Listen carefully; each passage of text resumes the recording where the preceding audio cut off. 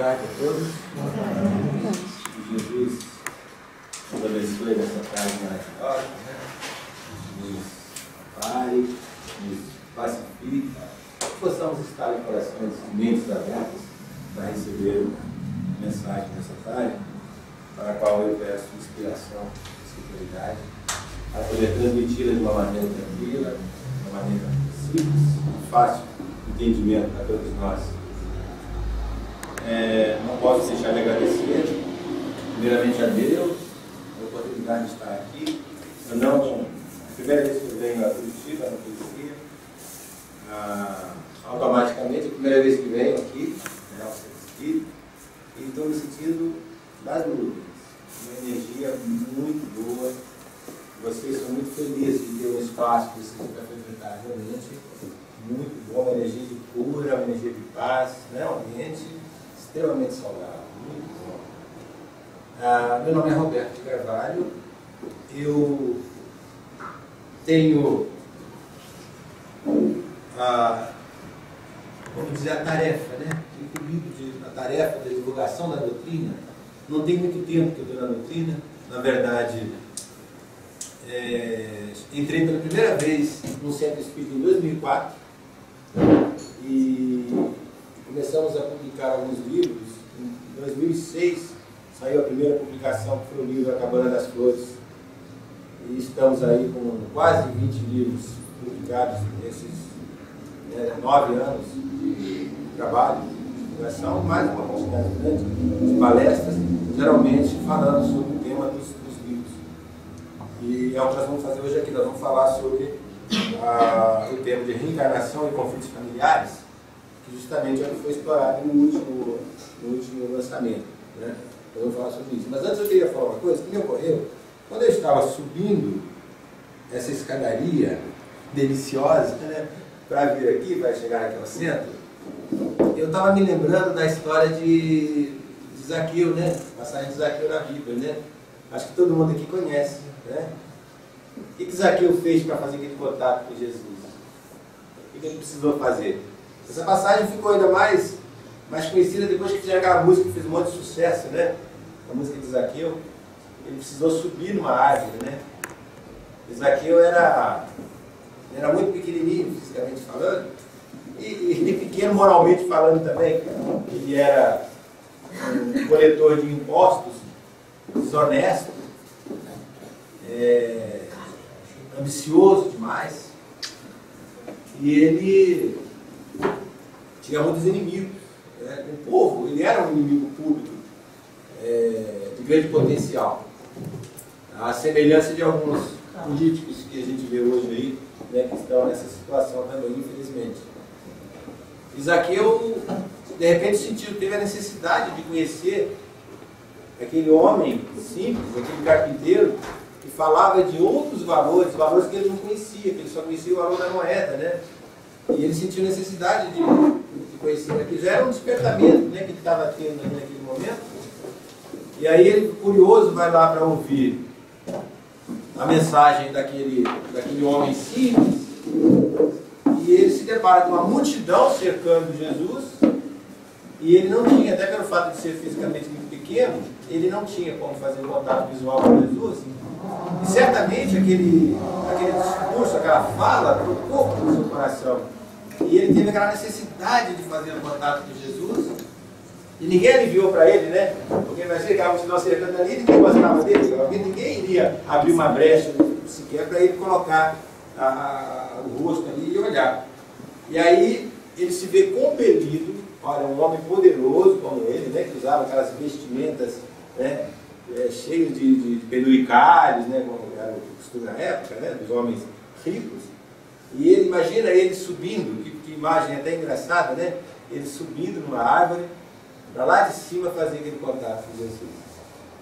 E eu estava subindo a escada e pensando nisso. Eu falei, sabe, quem estiver subindo por essa escada hoje aqui, estará fazendo o papel de Zaqueu, subindo na árvore. Alguns até com mais dificuldade, quem tem dificuldade, por exemplo, problema de joelho, de coluna. Então, olha, subir essa escadaria é um sacrifício tão grande quanto aquele que Zaqueu fez, para fazer o contato com Jesus. Porque nós sabíamos que de alguma forma nós iríamos encontrar Jesus aqui. Ele estaria aqui nos esperando, né? Para nós fazermos esse contato com Ele. Então olha que interessante essa ideia que me ocorreu. Né? E eu falei, não, vou falar sobre isso. Mas para que fazer esse contato com Jesus? O que Jesus, qual foi a recompensa de Zaqueu? Jesus falou para ele o quê? Vou para a sua casa hoje, não foi? Vou dormir na sua casa hoje. Eu vou para a sua casa.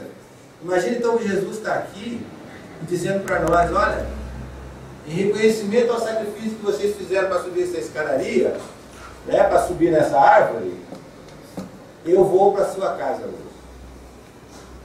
E com certeza Jesus vai, né? Porque agora ele vai espiritualmente, não é fisicamente, que fisicamente ele só podia ir para a casa de um, mas agora espiritualmente ele pode ir para a casa de todos nós.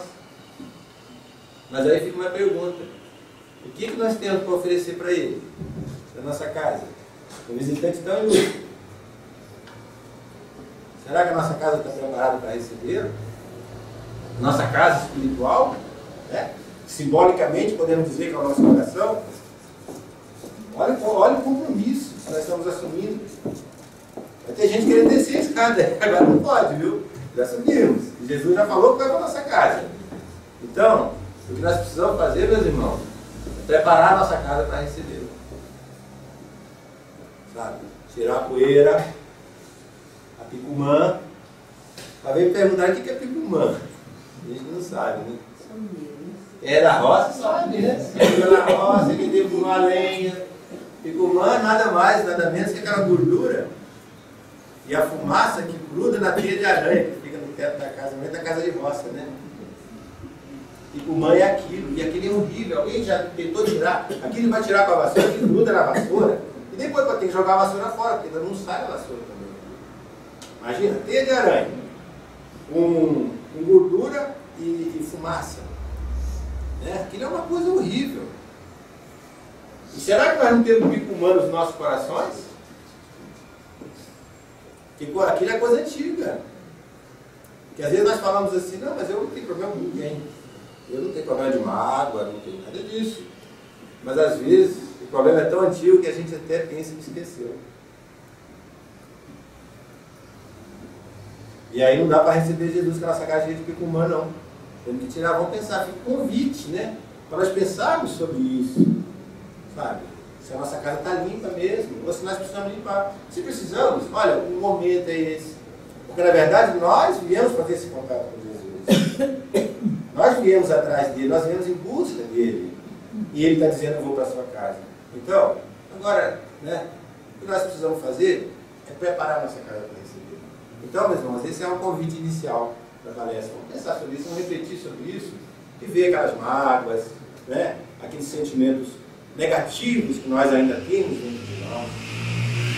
E nos livrarmos disso, limpar essa casa para receber esse visitante tão ilustre que está olhando para nós, está nos agradecendo por ter subido na árvore, está nos parabenizando pela nossa iniciativa e está dizendo, eu vou para a sua casa. Vamos pensar sobre isso. Meus irmãos, quero também agradecer a dirigente da casa pelo convite, agradecer a querida amiga Hortência que intermediou a minha vinda aqui, o casal amigo Fernanda Edna e os seus netos que me trouxeram de Registro para cá. Eu estou morando em Registro, aqui no Vale do Ribeira, há quase 2 anos. Vim primeiro, nasci em Minas, eu vivi um tempo em Angra dos Reis, depois em São Paulo, e acabei de parar aqui, não sei por que cargas está. Sei que não é à toa que existe aí, né, com toda certeza, um motivo, uma razão para isso, né, e não nos cabe ficar questionando. Quando nós chegamos à conclusão de que acreditamos verdadeiramente em Deus, e que Deus é justo e amoroso, e que é o nosso bem, então não nos cabe ficar questionando as coisas que acontecem conosco, né? Nem questionar se eu mereço aquele prêmio da Mega Sena que eu ainda não recebi, e dificilmente vou receber, porque não jogo na Mega Sena, né? E também se eu mereço, por exemplo, as dores, né? Os sofrimentos físicos e morais que ao longo da vida vão me acontecendo, né? Acho que não me cabe questionar isso.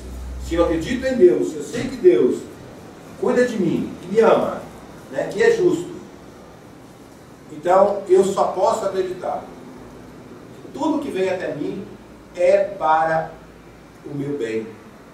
Não existe castigo, né, e não existe recompensa. Existem lições para nós irmos aprendendo, né? A lição da riqueza, porque dinheiro demais é um problema grave, né? Pode se tornar, se nós não soubermos como usar, né? Pobreza é problema, dor física é problema, né? E por aí vai, né? Feiura demais é problema, beleza demais é problema, né? Saúde demais é problema, né? Uma pessoa muito saudável, às vezes, fica louco para acabar com a saúde de alguma forma, né? Fica procurando a maneira de acabar com a saúde, né? Praticando esportes radicais, né? Ou consumindo um monte de coisas, né? Enfim, nós sabemos como essas coisas acontecem e sabemos que tudo isso são lições da qual nós devemos, né, tirar proveito, porque o período encarnatório é apenas um segundo no relógio do tempo. 50, 60, 70, 80, 100. Esse dia passou um japonesinho de 115 anos, viu? Fazendo, vocês viram? O japonês, né? Fazendo maratona, né? Ele falou assim: ó, gente, desculpa, eu não corro muito porque eu comecei com 95. Eu comecei bem tarde, né? Comecei a correr com 95. Se eu tivesse começado com 80, eu estava correndo mais, né? Olha que interessante. Então, mas assim, tudo isso é muito pouco diante da eternidade, né? Diante do que nós já vivemos até aqui e do que nós temos a viver pela frente, uma encarnação não é nada. Então todas essas lições que vêm para nós, todas essas dificuldades, todos esses desafios, é uma coisa que se nós enfrentarmos com esse pensamento de que, olha, Deus está me dando aquilo de que eu preciso para a minha melhora, então fica muito mais fácil nós encararmos isso. Fica mais fácil, inclusive, nós encararmos os nossos inimigos. Né? Entender aquela proposta de Jesus para darmos a outra face, porque era difícil nós aceitarmos isso enquanto não sabíamos o que era o processo reencarnatório. Enquanto nós não sabíamos que nós não estávamos vivendo encontros, porém reencontros. Então aquela pessoa que chegou até mim, sem que eu nada de ruim tivesse feito a ela e me trouxe um prejuízo, seja no campo afetivo, seja moral, seja material, que me trouxe um prejuízo, se eu não fiz nada para ela nesta encarnação, com toda certeza em algum momento eu fiz. Agora, se eu revidar, o que vai acontecer? Eu vou ficar adiando essa, porque se eu revidei, aí passo eu novamente a dever àquela pessoa. Eu passo novamente a ser o ofensor daquela pessoa. Aí lá na frente, ela vai revidar de novo. Aí passa a ser ela a ofensora. Aí eu vou revido e vai ser até quando? E tem espíritos endurecidos e que por falta de conhecimento fica levando esses problemas encarnações. Né? Então daí é que vem para nós a seguinte reflexão. Desde que nós reencarnamos agora, nessa experiência, nesse momento, se nós buscarmos lá desde o comecinho, né? Quando nós éramos pequenininhos, como essa garotinha que está ali, é quando começa a ver as nossas lembranças, porque antes disso é um pouco difícil, né? Tudo que nos aconteceu, todas as pessoas com as quais nós convivemos, será que são todas, essas pessoas são todas amigas? Será que nós vivemos pacificamente com todas elas? Nós conseguimos sentir amor por todas? Ah, mas é parente, né? Nossa, meus irmãos, eu tenho a obrigação de amar os meus irmãos. Amor não é obrigação, né? Não é obrigação, tem irmão que não desce. Tem irmão que tem irmãos consanguíneos, mas não vai. Não vai. Aí dá vontade, né? Eu estou com meu irmão, mas eu não tenho vontade de estar com meu irmão, eu tenho vontade de estar com meu amigo que mora lá na outra cidade. Olha, com aquele amigo eu me abro, com aquele amigo, nossa, eu me sinto feliz, eu me sinto bem. Mas com meu irmão não. Né? O meu pai não é a pessoa que eu gostaria que fosse. Poxa, meu pai me ajudaria muito mais se tivesse mais entendimento. Nossa, eu tenho um pai ignorante, um pai horrível. Tem um amigo que me falou chorando, um amigo de 40 anos.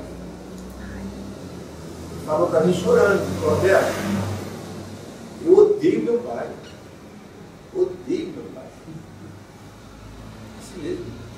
Ele falou e chorou. Quando ele falou, chorou na hora. Eu odeio meu pai. Eu falei, pensa em perdoá-lo. Ele falou assim, nunca, não perdoo. Meu pai foi muito ruim comigo. Meu pai judiou muito de mim. A vida toda.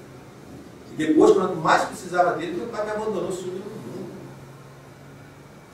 Reapareceu um tempão depois, quando eu já não precisava mais, quando eu já tinha sofrido todo tipo de situação.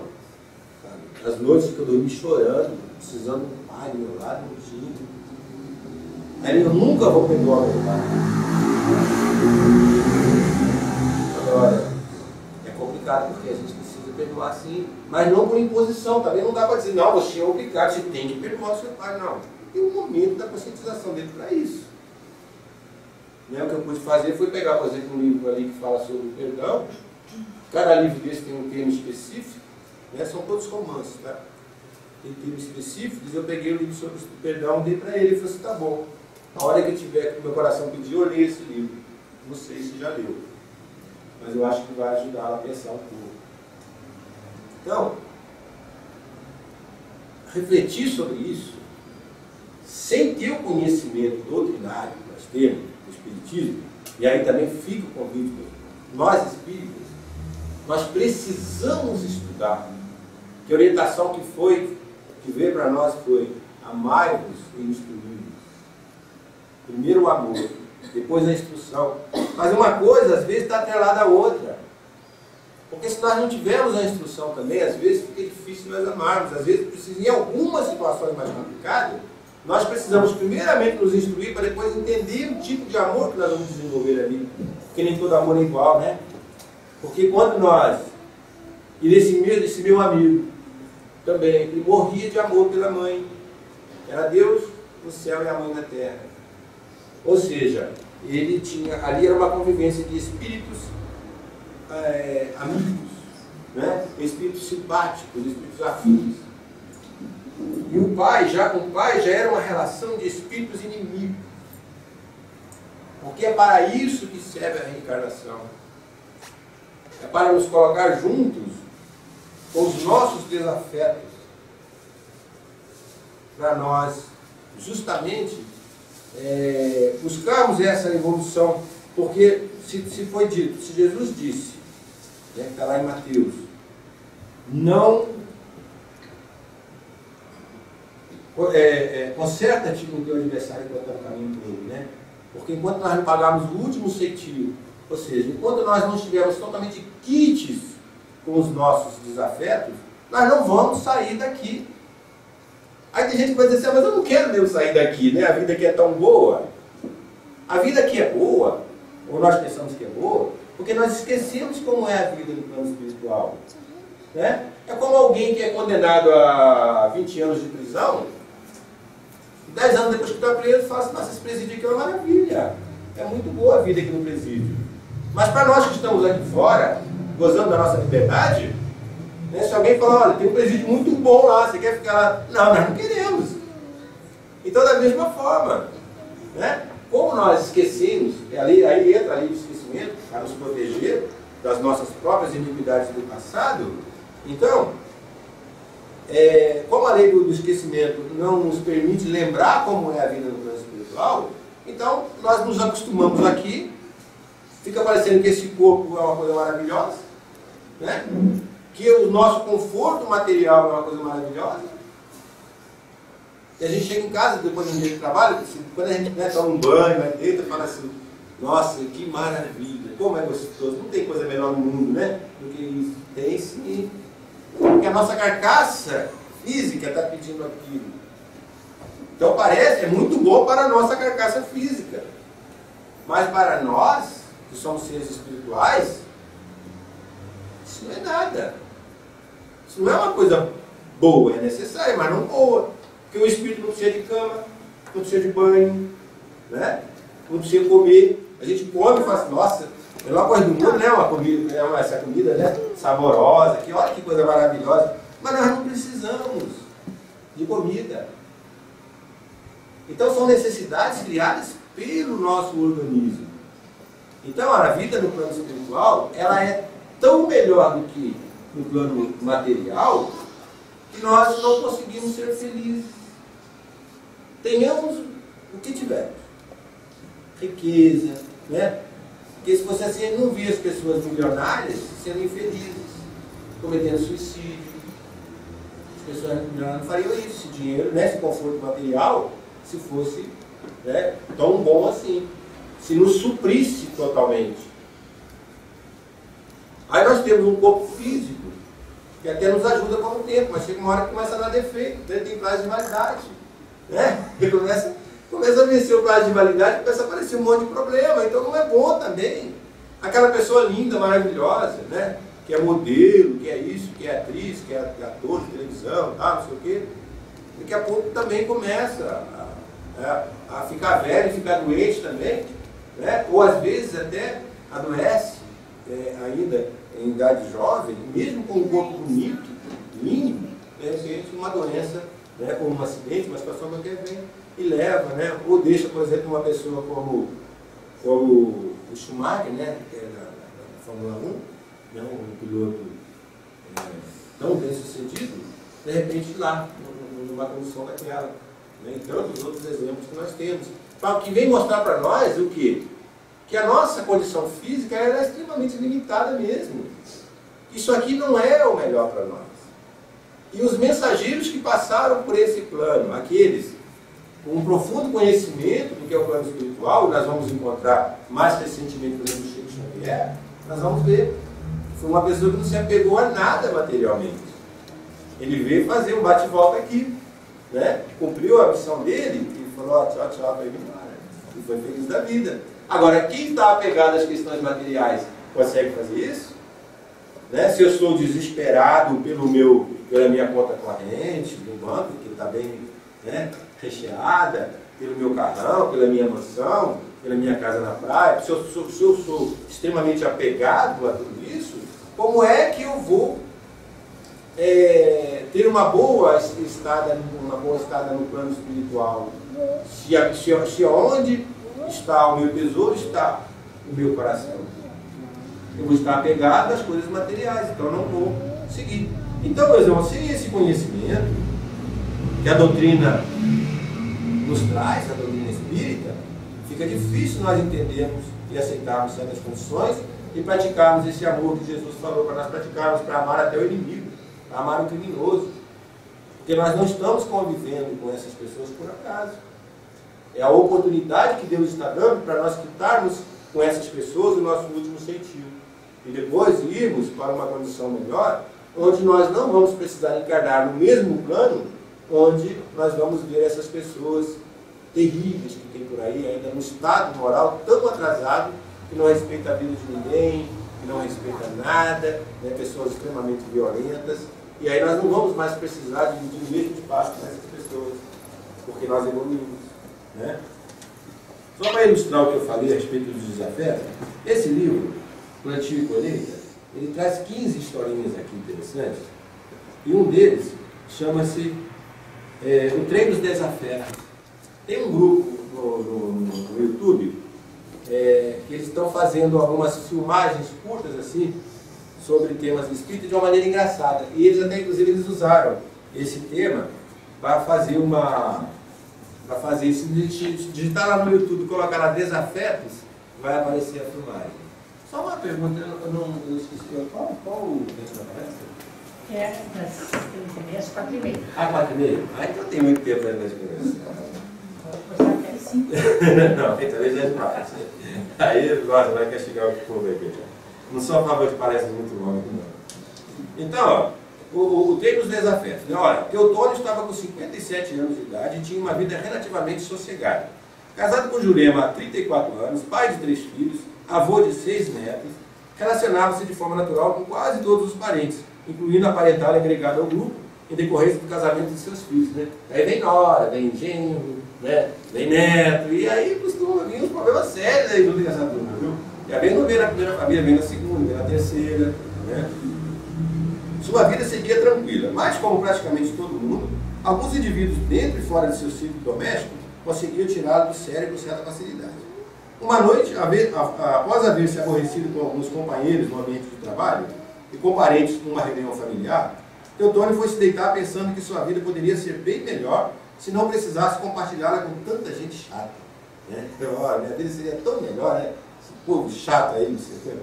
Então, de repente, percebeu em meio à penumbra do quarto a aproximação de um vulto. Levou um susto enorme, pensando que a casa fora invadida por um ladrão. Mas a aparição o acalmou, dizendo que era um mensageiro espiritual e que lhe trazia uma ótima notícia. Você é um bom homem, disse o visitante noturno, tanto que por sua bondade foi-lhe concedido um privilégio especial. Curioso e intrigado com aquilo, ele perguntou: que tipo de privilégio? Nessa madrugada, um trem estará partindo da estação dessa cidade. Esse trem nunca mais retornará aqui, de modo que quem embarcar nele nunca mais será visto nessa região. E o que tenho eu a ver com esse bendito trem? Aí é que entra o prêmio que lhe foi concedido. Você poderá escolher, dentre as pessoas de sua relação, quais gostaria que embarcassem nele. Não pensou? Ah, entendi.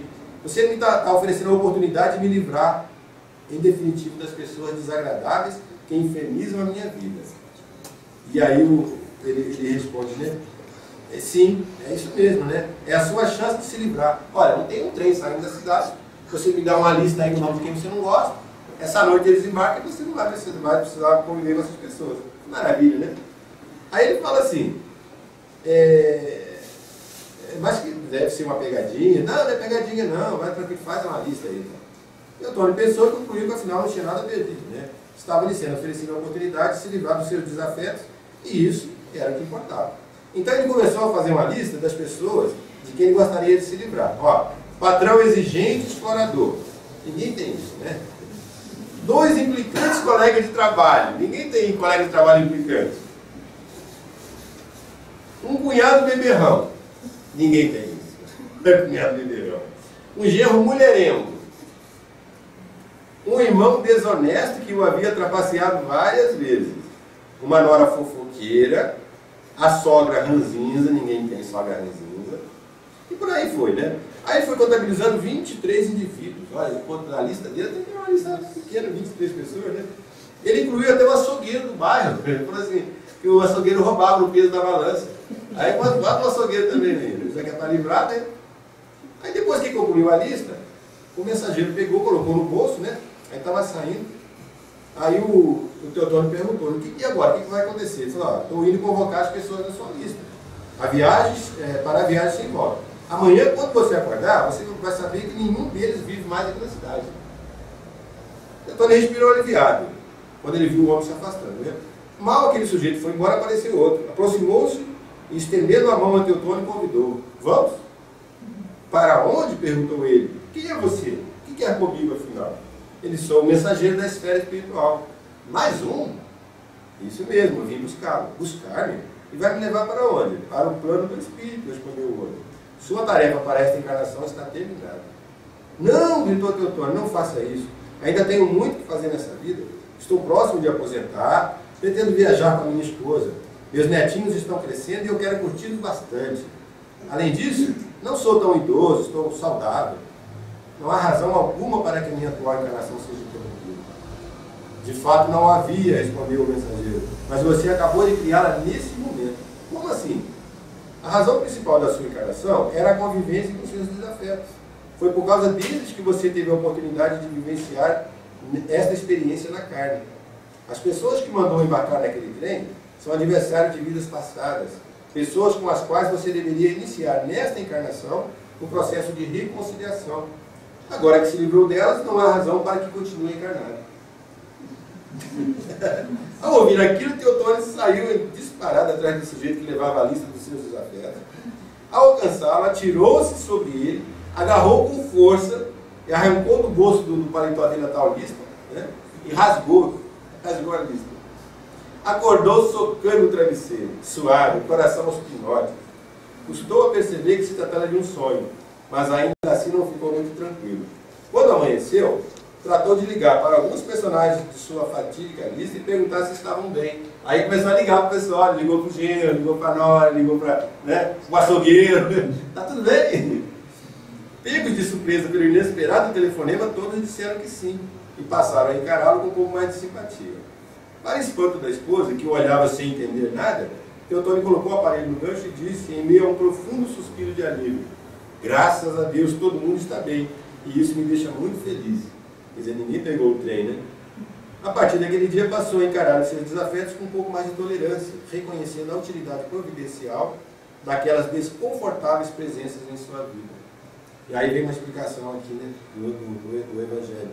Uma das razões mais importantes para a existência das reencarnações é a reconciliação com os desafetos que angariamos ao longo de nossa jornada evolutiva. Muitas vezes como consequência dos nossos sentimentos inferiores. É comum que esses adversários tenham um convívio bem estreito conosco e que, inconscientemente, venham a cobrar o que lhes devemos. Daí a importância da máxima de Jesus: se alguém te bater na face direita, oferece-lhe também a outra. É desse modo que vamos quitando os nossos débitos morais e transformando os desafetos do passado em futuros irmãos espirituais. Então, meus irmãos, na verdade, a gente fica muito feliz de ter no nosso convívio pessoas amigáveis, né? Pessoas que nos dão um prazer imenso em estar ao lado dela. Né? Nós temos esse tipo de relação com parentes e com pessoas também fora do círculo familiar, né? Com amigos. Até no ambiente de trabalho nós encontramos um monte de gente chata, mas encontramos também alguns bacanas, temos umas amizades. Depois a gente até sai do emprego, mas a amizade continua, né? Mas não é por causa desses espíritos amigos, não é aí que está a maior importância da nossa encarnação. Uma vez uma pessoa me perguntou, era uma palestra que podia fazer pergunta, né? Porque não é toda casa que autoriza, mas quando autoriza, aí às vezes a pessoa levanta o dedo e faz uma pergunta, e aí a pessoa me perguntou assim: ah, você falou que a gente reencarna para conviver com os inimigos, mas e os amigos? A gente não reencarna para viver com os amigos, né? Com os espíritos que nós amamos? Nós reencarnamos só para viver com os que nós odiamos? E com os que nós amamos? Eu falei, primeiro que eu não disse que nós encarnamos para viver só com os que nós odiamos. Tanto não é assim, que nós falei para ela, você deve ter alguém na sua família que você ame, né? Ah, claro, tem. Então já prova que você não está convivendo só com o inimigo. Agora, quando eu digo que a importância é conviver com o inimigo, porque como amigo nós convivemos em qualquer lugar, não é? Nós não precisamos estar encarnados. Porque lá no Livro dos Espíritos, tem a pergunta e a resposta explicando muito bem. Que quando nós passamos para o plano espiritual, nós reencontramos no plano espiritual os espíritos que nos são afins. Estão lá nos esperando, esses garantidamente nos esperando. Né? Os desafetos também.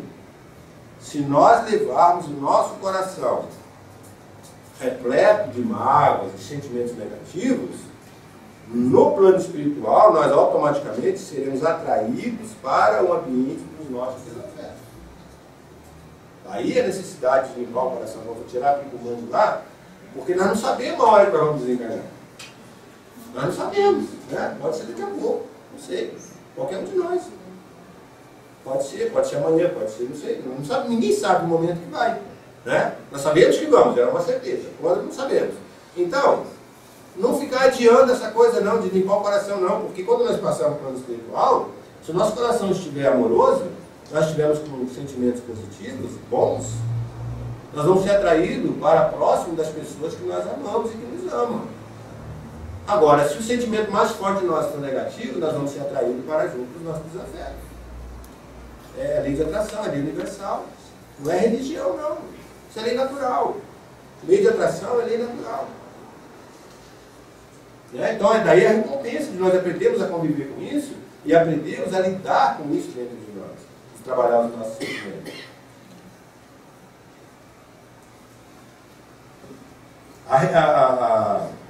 A desencarnação, ela nos leva para onde? Aí entra, né, a máxima de Jesus, como eu já falei aqui. Onde está o seu tesouro, aí está o seu coração. Então o nosso coração vai nos levar no plano espiritual. Então, tem gente que morre de medo do umbral. Eu também, antes também, logo no começo que cheguei na doutrina, eu comecei a ficar com medo. A mim eu achava que porque eu estava substituindo o umbral pelo inferno da igreja católica. Né? Porque eu era católico, sou católico há 40 anos. Sou espírita há 11. Então, eu comecei a transformar o umbral em inferno. Depois que eu comecei a estudar, ainda estudamos muito. Fazemos estudos lá em São Paulo, fazemos lá em registro. Estudando muito, foi que eu fui perceber a diferença enorme que existe entre umbral e inferno. Não tem nada de uma coisa com a outra. Porque no umbral nós vamos, assim como aqui nós convivemos, nós somos atraídos também pela nossa, pelos nossos sentimentos e convivemos com as pessoas que nos são afins, é como numa festa. Se aqui fosse uma festa, nós estivéssemos aqui nos confraternizando, ia ter o grupo do futebol, o grupo da receita, do Masterchef, o grupo do artesanato, da arte, da literatura, porque acaba criando, e é uma coisa assim que ninguém chega e separa, acontece naturalmente. Eu começo a passear por aqui, tem um grupinho ali, e está falando do Corinthians. Eu não falo do Corinthians não, eu vou sair. Vem pra cá, Aí eu venho pra cá, chego aqui, aí aqui está falando de literatura. Opa, aqui é a minha área, então começa a conversar de literatura, Aí chega lá, ele está falando de receita, Aí você vai ficar lá para ensinar receita de bolo, não sei o que lá. Um sashimi, Sashimi. Então, quer dizer, isso acontece naturalmente, é a lei de atração. E isso vai acontecer conosco sem que percebamos. Daí eu fui ver a diferença entre o inferno e o umbral. Então, se nós vamos ser atraídos no plano espiritual para o ambiente da nossa predileção, então que as nossas predileções sejam as melhores. Que os nossos sentimentos sejam bons. Trabalhar isso agora, para quando chegar o momento da passagem, nós já estamos preparados para ir junto para aquele grupo que trata de assuntos que nos dizem respeito. Esse livro aqui, meus amigos, vocês desculpem estar falando de livro, porque na verdade é assim. Quando eu cheguei no Espiritismo, eu recebi, na primeira noite que entrei no centro, eu recebi um abraço e a seguinte orientação: meu irmão, você demorou a chegar, só tem muito trabalho esperando. E eu já desenvolvi um trabalho literário antes, mas assim, nem se comparava com o que veio depois. Era um trabalho esporádico, E de repente, eu me vi ser cheio de trabalho. E eu estava muito acomodado, achando que meu trabalho era só escrever. Aí depois, quando eu vi, sem mais nem menos, eu me peguei fazendo palestra. Aí eu percebi o quê? A divulgação não é só pela escrita, mas é também pela oratória. Mas como são as duas coisas, então por isso que eu trago os livros para as palestras que eu faço. Esses livros, eles são da casa, tá? Eles são da casa. Depois alguém quiser conversar a respeito, quiser adquirir, levar autografado para si ou para dar de presente e tal, faz o acerto com a casa aí e leve um livro. Leve esse livro, porque eles trazem muito ensinamento. Esse livro aqui, Labirinto da Culpa, que é um livro predileto da UAT, esse livro, ele fala de um assunto muito interessante que tem a ver com isso que eu falei, Porque eu vou ler aqui esse nome só para vocês entenderem mais ou menos. Rosália desperta no plano espiritual 10 anos após o seu desencarne. Isso mostra aquela máxima também que está lá nos livros da codificação. Isso que eu falo, precisamos estudar o livro da codificação. Formar grupo de estudo, porque sozinho é difícil entender, mas formar grupo de estudo. Que fala o seguinte, que dependendo da situação, tem gente que desencarna e dorme séculos até despertar no plano espiritual. Outros é questão de segundo. Desencarnou, já estou no plano espiritual. Então depende do entendimento de cada um. E nós estamos aqui, como um amigo meu falou no Caminho da Verdade, Espiritismo, nós estamos aprendendo a morrer. Não estamos aprendendo a viver, estamos aprendendo a morrer. Mas é mais ou menos, grosso modo, é mais ou menos isso mesmo. Aprender a nos comportar no plano espiritual. Quando nós chegamos lá, onde é a nossa verdadeira pátria. É o nosso verdadeiro mundo, é lá, aqui é o mundo passageiro. A gente vem, faz um bate-volta aqui e tal, vai para lá, mas é lá que nós vamos ficar em definitivo. É lá que nós pertencemos. Então, ela desencarna 10 anos após o seu desencarne, quando o esqueleto de seu corpo é encontrado no matagal às margens de uma rodovia. Inconsciente, perambula a esmo, buscando aliviar suas dores por meio da aproximação com os encarnados. Então aqui fala do processo de obsessão, que nem todo processo de obsessão ou encosto, como dizem algumas doutrinas, acontece por maldade do espírito. Nem todos. Às vezes acontece por inconsciência do espírito. Porque ele está sentindo tanta dor, ele precisa aliviar aquela dor. E aí ele se encosta num médium desavisado, né? Eu fui médium desavisado durante 40 anos. Hoje eu vejo quantas dores eu sofri que não eram mínimas. Quanto remédio eu tomei sem necessidade. Injeção, sabe? A gente fica internado. E aí o médico fala assim que você não tem nada, fisicamente não tem nada. Isso quando o médico era honesto, né? Porque eu tinha um plano de saúde bom, aí ele me internado, me chamava uma semana internado. Para depois eu saber que eu não tinha doença nenhuma. Então, eles encostam por necessidade de aliviar a sua própria dor. E junto com essa dor vem um desequilíbrio terrível. Porque geralmente o espírito está revoltado, está confuso, está isso, está aquilo. Então aquela pessoa que às vezes está dentro da nossa casa e é atacada, tem um ataque lá, histérico, e começa a gritar, a socar, isso, aquilo e tal, não sei o que, não sei o que, mas nossa, ele doidou.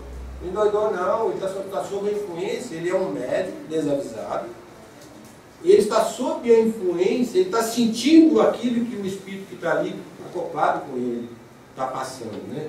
E aqui a gente vai ver isso nessa história, que eu achei muito, para mim trouxe muito ensinamento. Auxiliada por Bertoldo, aí ela conhece lá um espírito que estava mais tempo lá e tal, e resolve ajudá-la, mas é outro também que está perdido ali no plano espiritual. Ele vive sugando lá um alcoólatra, vive com aquele alcoólatra, porque ele não quer também encarar a realidade dele. E tudo isso por quê? Porque eles se lembravam de terem feito coisas ruins. Não eram evoluídos como nós, né? Nós não fazemos nada de ruim. Nós não cometemos equívocos, já somos bem evoluídos. Mas eles cometeram equívocos graves na encarnação.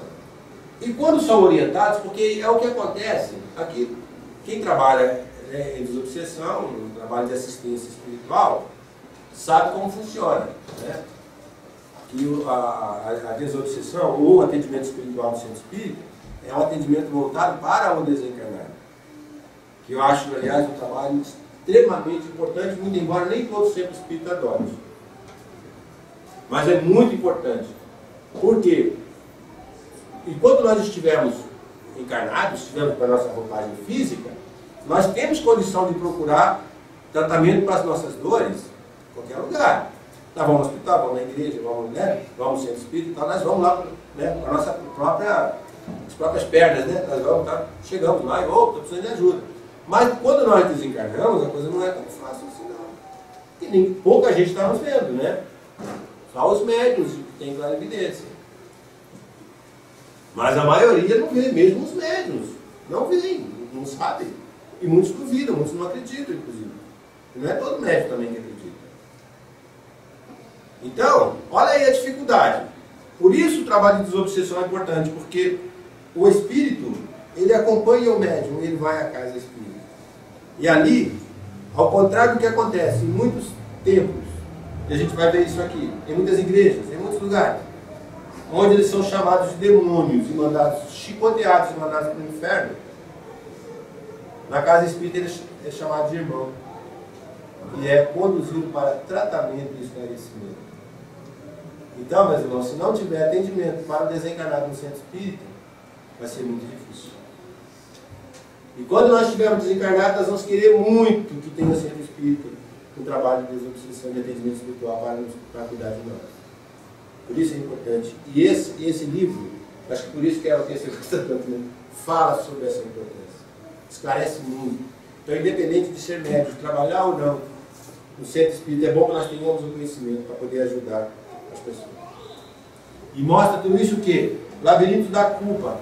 A culpa se torna um labirinto tão confuso que o espírito se vê perdido lá no sabão de lá.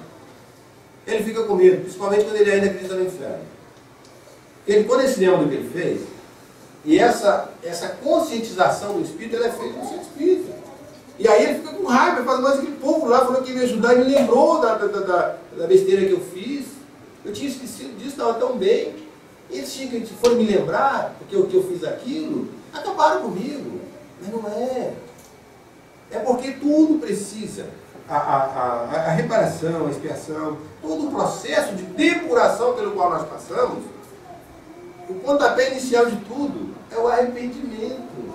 O arrependimento, bem administrado, bem entendido, bem vivenciado, ele é uma luz que se acende dentro de nós.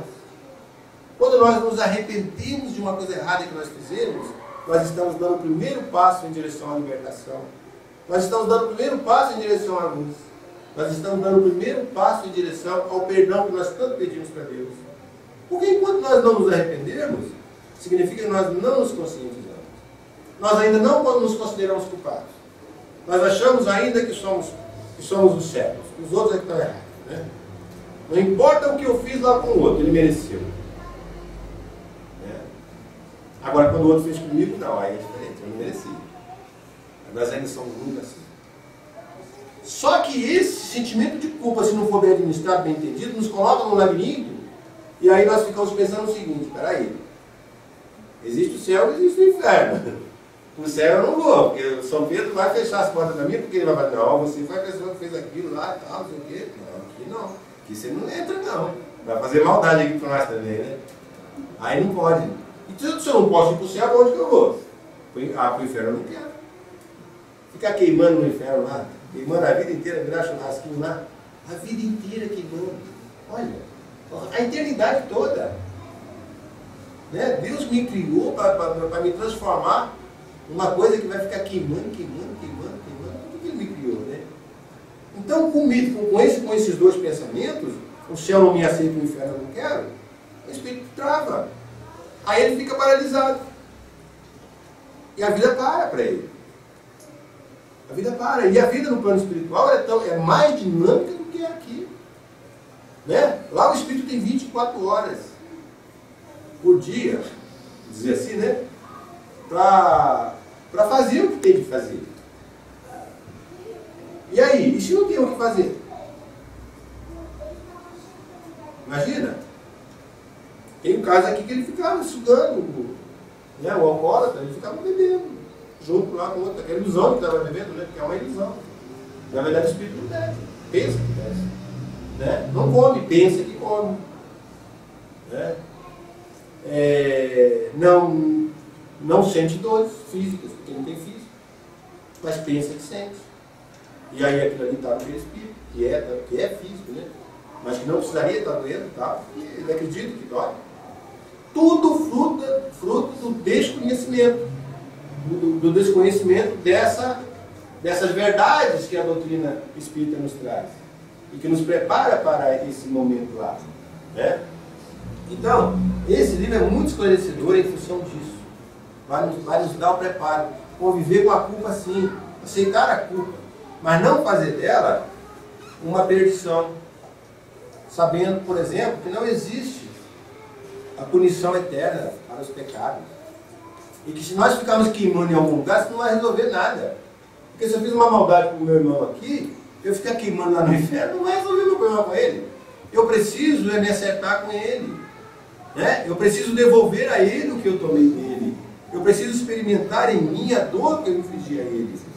Dessa forma, eu estou quitando o meu débito. Não é queimando no inferno que vai resolver o problema. E daí então vem essas oportunidades que Deus, né, magnificamente nos oferece durante a reencarnação. E aqui nós vamos encontrar, no último romance, essa relação de desafeto entre uma mãe e uma filha. Né? Uma mãe e uma filha. Estela era uma mulher feliz vivendo ao lado do esposo, Oswaldo e do filho William, pelos quais sentia um amor imenso. Porém, o nascimento da filha Ariane transformou sua vida num verdadeiro inferno, tirando-lhe a paz e inserindo em seu coração um forte sentimento de repulsa. E aí vem a pergunta: por quê? Né? Se ela amava tanto o marido, se amava tanto o filho, se tinha uma vida tão legal, e antes do nascimento do filho, ela sofreu 2 abortos. Eu gosto de falar isso porque isso é didático. Ela sofreu 2 abortos espontâneos. Ela engravidou e depois, lá não sei, 4 meses de gestação, começou a passar mal e abortou. Aí, depois, novamente. Aí ela já estava preocupada. O médico disse: não, está tudo bem. Né? Continua tentando. Aí, na terceira, então, nasce o filho. E depois vem a menina. E depois nós vamos saber, por isso que eu falei que é didático, lá na frente, na história, que aqueles 2 abortos que ela sofreu, era a menina, que era para ter reencarnado e que desistiu. Ela teve 2 desistências, que ela sabia que ela ia conviver com o inimigo, ela sabia que não ia ser fácil. Então, 2 vezes ela estava para nascer e desistiu. Então, às vezes a gente vê isso, né? A minha irmã mais velha, por exemplo, ela tem 3 filhos, mas ela teve 2 abortos antes de ter esses 3 filhos. Então ela dizia, um dia ela falou assim, eu era para ter 5 filhos, né, e não 3. Mas depois que eu li sobre isso, no Livro dos Espíritos, aquela parte que fala da reencarnação, né, de lá para cá, como acontece o processo, né, reencarnatório, aí eu falei para ela, não, eu acho que você não era para ter 5 filhos, não. Você era para ter 3 mesmo. Um desses 3 aí, ó, desistiu. Estava desistindo de vir. Né? Aí ela falou assim, eu já sei quem é. Aquela ovelha negra lá, aquele danadinho lá. Só pode ser porque é onde tem um conflito maior. Então, você vê como é interessante isso. Como é que a gente aprende essas coisas, né? E como que é inspiração. E eu agradeço tanto a Deus por me dar essas inspirações, por mandar. Tá? Porque às vezes a pessoa fica curiosa, mas como é que você escreve, né? Como é que vem o espírito assim, tal, senta, toma um cafezinho, bate papo. Não, é inspiração, e que eu tenho desde criança. Eu morava no sítio, eu fazia 1 hora e pouco de caminhada todo dia para ir para a escola e voltar. Né? E por incrível que pareça, no meu horário de ir para a escola eu ia sozinho, meus irmãos eram tudo junto, fazendo festa e tal, eu ia sozinho. E já era uma preparação ali, porque nessa caminhada que eu fazia, eu criava histórias, criava, entre aspas, né, porque na verdade eu recebia. Né? Na época as minhas irmãs liam muito fotonovela, aquelas revistas Sétimo Céu. Né? E eu gostava de ler também, eu lia escondido, né? Porque meus irmãos ficavam zombando, né? Porque eles liam aquelas revistas do Tex, do Zorro, não sei o quê. E eu preferia ler as fotonovelas das minhas irmãs, né? Aí eu lia escondido. Mas, e depois com aquelas ideias que vinham ali, daquelas fotonovelas, que hoje eu acho que eram horríveis, mas na época eu achava bacana, né? Aí em cima daquilo vinha histórias assim que eu desenvolvia.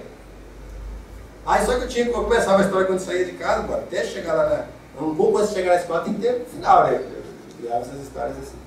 Aí, e era uma preparação então para o que viria a seguir, né?